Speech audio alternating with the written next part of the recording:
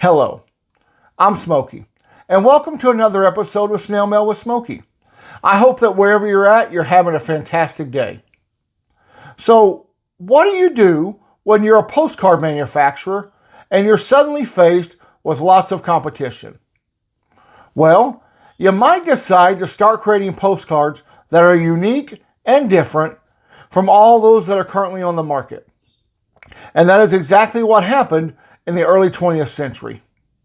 In order to make their products stand apart from the competition, postcard manufacturers began making postcards of different shapes, sizes, and materials.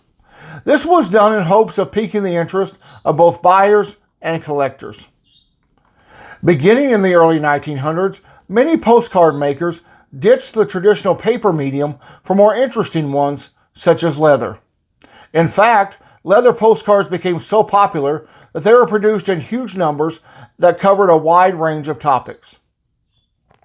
However, around 1909, the United States Postal Service banned the mailing of leather postcards because they were getting hung up in the new sorting machines.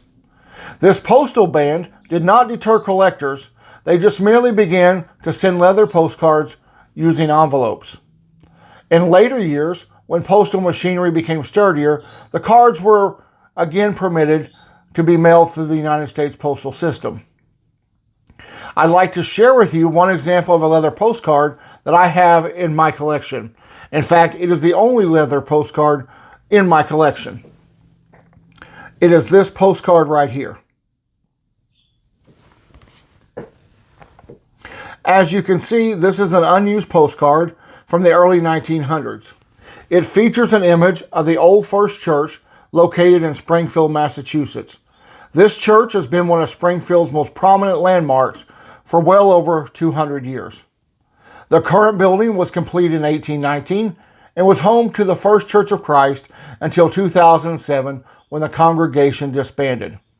During its time, the church hosted many notable guests, such as Daniel Webster, John Brown, and evangelist Dwight L. Moody. In 1848, the body of former President John Quincy Adams lay in state in the center aisle of the church. After the church disbanded, the city of Springfield purchased the historic building and now rents it out for various events. Leather postcards like this can be easily found on auction sites like eBay and Hip Postcard. They're usually reasonably priced, and I believe that they will make a great addition to any postcard collection. I hope you've enjoyed this look at leather postcards, and let me know in the comment if you collect leather postcards or any other postcard of a non-traditional material. A couple more items before I end today's episode. First, I've decided to follow the example of Rob, who is that dead guy here on YouTube. And I have got a P.O. box for all of my postcard swaps. The address is P.O. Box 202, Thorp, Wisconsin, 54771, USA. I'll leave the address in the video description.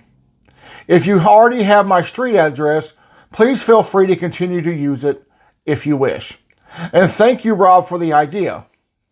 I look forward to receiving lots of new snail mail in my P.O. box that I'll be able to share with you. Lastly, I've had a few people ask me if I found a name for my snail mail mascot. And indeed, I have. I have decided to name him Satchel the Snail. So, thank you for all of you who continue to support this channel. And once again, I ask that if you haven't done so yet, please consider subscribing. Thank you for watching, and until next time, have a great day. Bye-bye.